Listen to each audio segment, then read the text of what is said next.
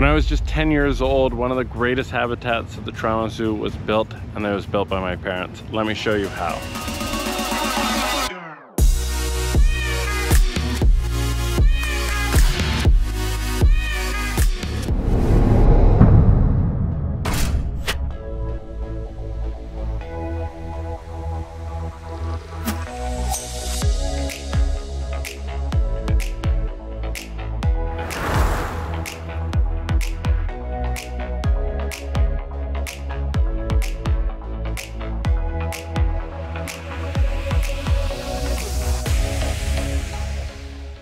Toronto Zoo turns 50 years old this year. For that reason, we've decided to do a showcase of all our most epic Toronto Zoo projects. This week, we're starting with the Gorilla Rainforest.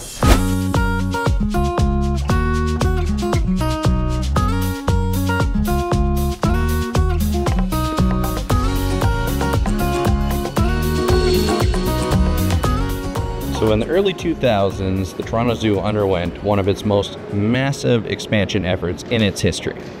And one of those wonderful exhibits was the Gorilla Rainforest. It won an Excellence Award for its design, and to this day still captivates tens, if not hundreds of thousands of visitors each year. Today we're going to talk about what went into that design, some key factors for designing such a habitat, and such the wonderful memories that we have doing this project.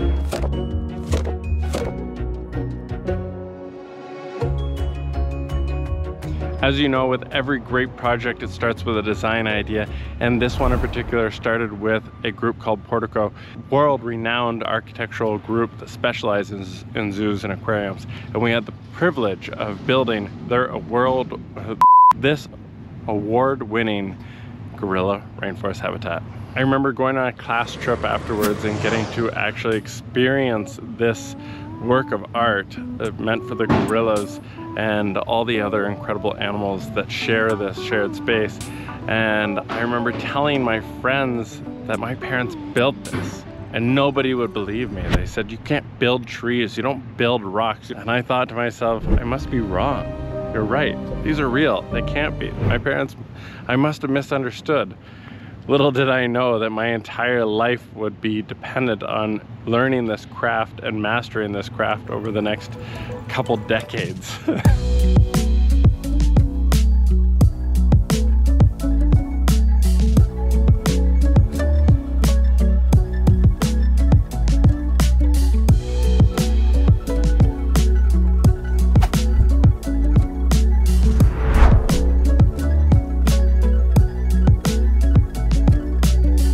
I want to tell you about the first time I met Charles the gorilla, who, by the way, has sired 5 children. I was about 18 years old when I first met him. I was just joining the crew. We were in the middle of doing the Gorilla Rainforest, and they brought me in to do some of the minor grunt work, let's just put it that way. So they put me to do some lath work right next to the main viewing window. And, you know, I'm daydreaming away, not really paying attention to anything. Charles the gorilla came right up.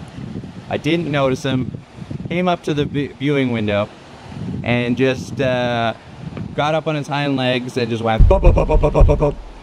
And let me tell you, when a 6'1", 400 to 500 pound gorilla bangs on the window, it gets your heart pumping. So that was the first time that I met Charles. Scared me. I probably needed a clean pair of shorts. I love how even decades later, we're still using the same process, creating that armature with the rebar, the lath and structural strength concrete before we go into the finish coat. It makes me very, very proud to know how hard my mother worked on this. And she told me a funny story. The moat that surrounds this whole thing had a bridge on it where we were able to get our genie lift through and back and forth from the main visitor side of the habitat and inside the habitat themselves. But she came in and realized that the bridge was gone and the moat was dug, yet the genie lift was still stuck there. And she was like, "I'm still building here, what's going on?" Simple misunderstanding with the general contracts, and we were able to get figured out. But what a day. My mom said she cursed for one of the very few times in her life. So great components about the Gorilla Rainforest that I want to highlight, and there's a reason why it won its Excellence Award for design. You'll notice that we really went heavy on the large banyan trees, and then the roots carry throughout. So gorillas have a hierarchy. So it made sense to create these points where they could almost do their nesting at different heights. So you always have like the leader at the top, and then, you know, the different levels, the babies, the mamas, they take care of them at the different heights of the banyan trees. And you'll see that in the exhibit as it levels on up to the trees. The other key thing about the trees that was very cool, and a big reason why we got that job, was our style and methods. So they went back and forth. That was a pretty old building that they refurbished. And there's these massive columns throughout the zoo. If you've been to the zoo, you've probably seen them. It's very architecturally interesting how the columns go on a slanted angle. But there was debate that the columns themselves could not handle the live load of shotcrete, which would have been quite heavy. So that's where our methods, it was discovered that our square footage, pound per square footage, was a lot better, and it could handle the live load. So we were able to clad the columns, make them look like trees, make them look like part of the exhibit, and give the whole look and feel throughout. The results speak for themselves. We had such an incredible time. One of the coolest parts, my mother created this beer and moss mixture and actually sprayed it all over some of the root systems. And with that, we were able to grow moss inside the rainforest.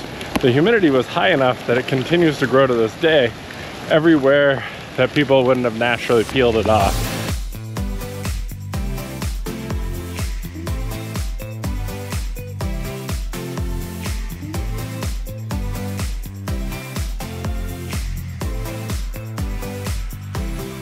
Anybody that knows me will know that I really enjoy having that one thing on every single project, whether it's that one challenge that I designed in or one challenge that's been designed in for me. And for me on the Gorilla, it's got to be the Gorilla teeter-totter, the log. This was such a cool aspect and such a fun way for the gorillas to interact with the guests of the zoo.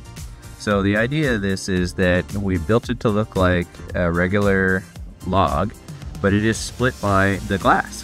So it's one thing to see a gorilla, and I've talked about it already once in this video, but they are a similar height. You know, like Charles is just over 6 feet, but when you feel the power of their 400 to 500 pound frame on one side of this teeter-totter, and then you're on the other, it's such a great moment to really engage with the gorilla.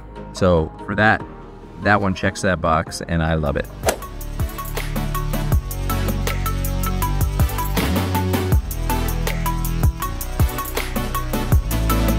To see the way that the gorillas actually interact and play is so fun to go and explore any time that we're back at the zoo building, because every opportunity I get, I love to go see that. It's probably one of my favorite projects that we ever did at the Toronto Zoo, other than maybe the lion habitat and the savannah as a whole.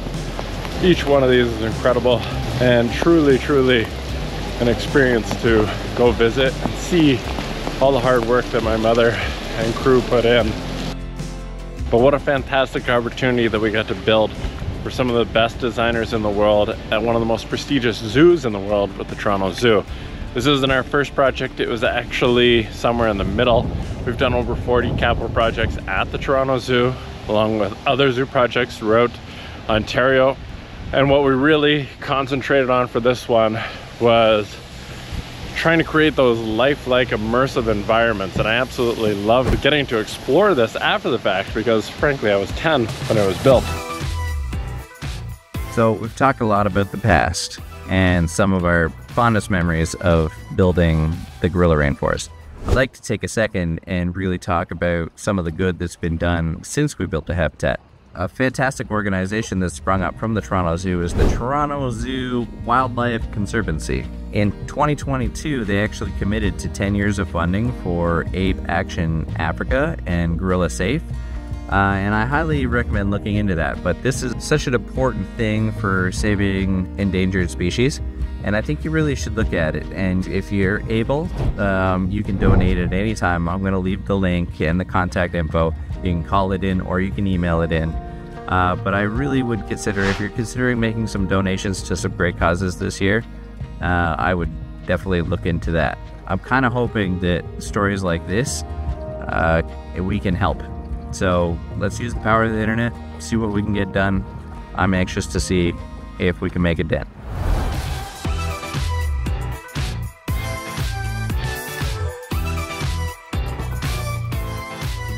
Thanks for joining us on our walk down memory lane with this wonderful gorilla exhibit.